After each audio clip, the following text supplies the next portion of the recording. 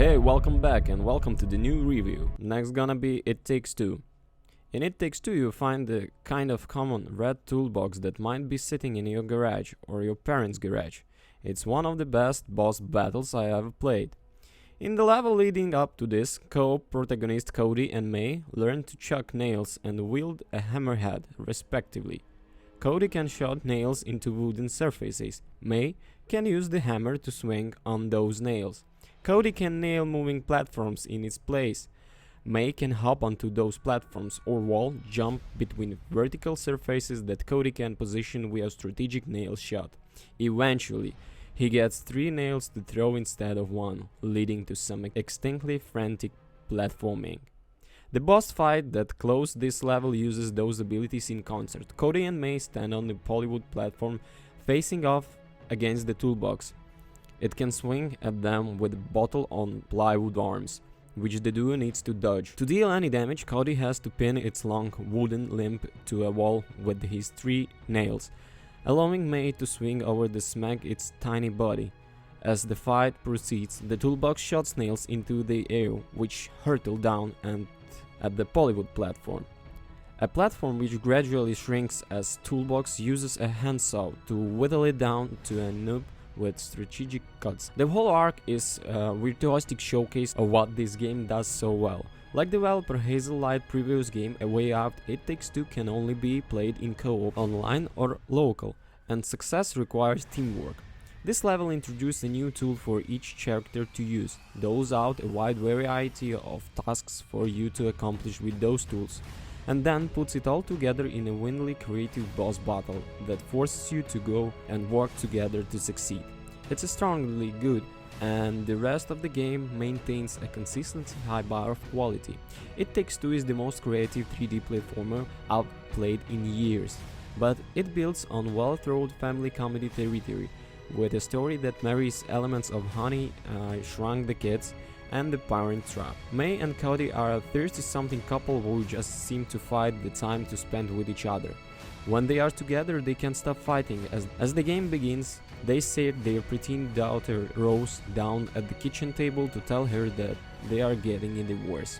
Rose is understandably upset. She goes to her room, where she pulls out a pair of dolls, one made of clay, which looks like a Cody, and one caved from wood, which resembles May. She cries, and when the tears land on the dolls, the ill-defined kid of magic that animates movies like Freaky Friday and 17 Again springs into the action, transforming the flesh and blood May and Cody into their doll doppelgangers. Their quest to return to their bodies takes them on a journey of personal growth, a story that mostly succeeds. That story is carried by Cody and May, who has a believable relationship despite the cartoonish premise. The dialogue is often corny, but the voice performances from the 2 leads is impressively casual. This is some of the most natural sounding small talk I've ever heard in a game. Their rapport helps sell the concept that is a couple that loved each other deeply but just haven't made time to prioritize each other. There's warmth here, even where they're bickering. There is central navy to the idea that forcing a couple to spend time together will make them like each other, but it worked for me here because the problem is May and Cody relationship seems to stem primarily for a lack of time and attention. I never got the sense that they were fundamentally incompatible as a couple, just they had forgotten what they fell in love. The game's biggest problem, meanwhile, is Dr. Hakim, an anthropomorphic relationship advice book guiding the pair to reconciliation. He shows up about once a level to hit at where Cody and May should head next. Hakim heavily plays into the Latin lover trope in a way that is loud, stereotypical, and a little offensive. He's got a thick accent, and each time he appears, he is accomplished by the sound of strummed guitar and clocking castanets. He's pretty obnoxious. My wife, who I played the game with for this review, and I talked to saying, "Oh, this terrible fellow again." Each time he show up out split screens. We made it through this section on the first try, and when I noticed that the noise matter has disappeared, I assumed that this brief once-off stealth section had come to a close. But then we moved into a second shady area, this one populated by a few dozen moles and substantially fewer rocks to help traverse the mulk. In the garden section, Cody has temporarily been granted the ability to turn into a plant. At certain key moments, and the ability comes into play here.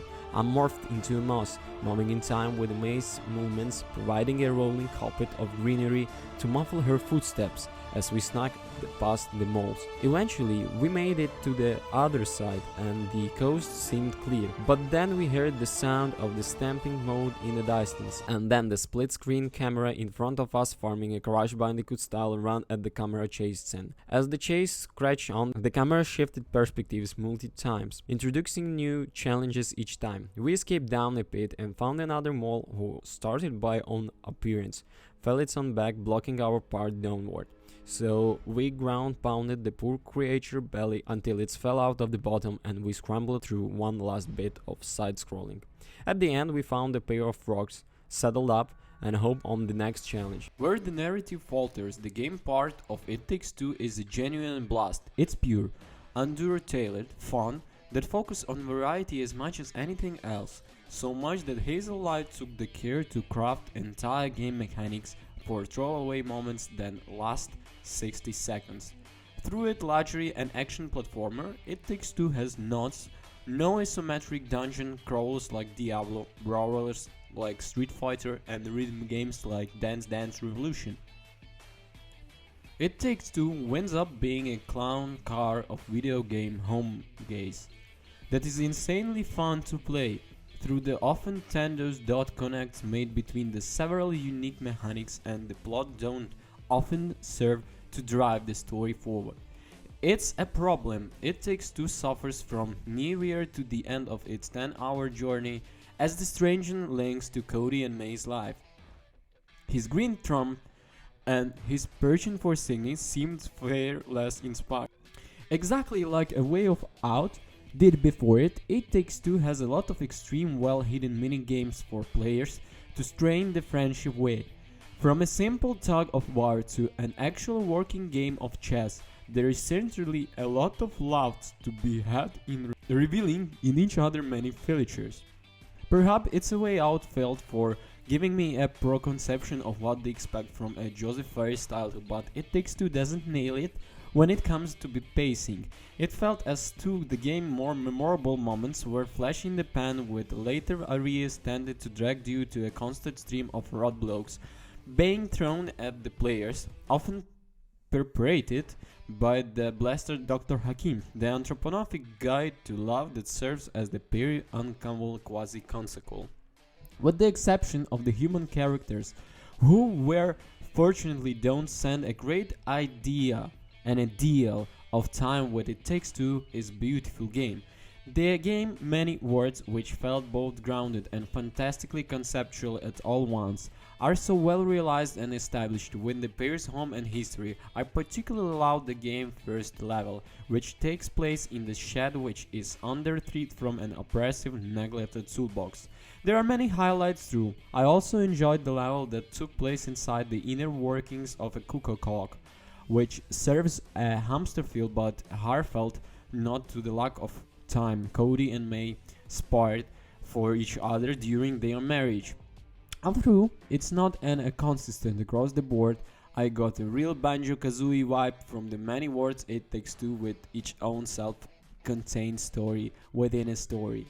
Similar to OCB and Grounded, It Takes Two does a nice job of playing with scale, having our heroes explore a pretty common home and have it be this overwhelming massive obstacles was so clever, and I particularly enjoyed how often we come across regular household items as bosses. Running into a discarded vacuum hearts and being replaced by never a model made a pretty hilarious interaction, which is something It Takes Two does very well. For our minuscule man and wife, it's big journey with a big heart that suffers from a disappointing ending as well as bloody run time. It's impressive stuff. It Takes Two is the best 3D platformer I've ever played since Mario Odyssey, and like that game, it has a flair for variety. You may ride a frog or a fly, a plane with the wings made from Cody Boxster hack, and slash through a Diablo-style castle. Despite the downright wild amount of things to do, It Takes Two managed to handle every mechanic well. This is the second release from the Hazellight, Fantastic boss fights iterate on each area's mechanics in clever and surprising ways.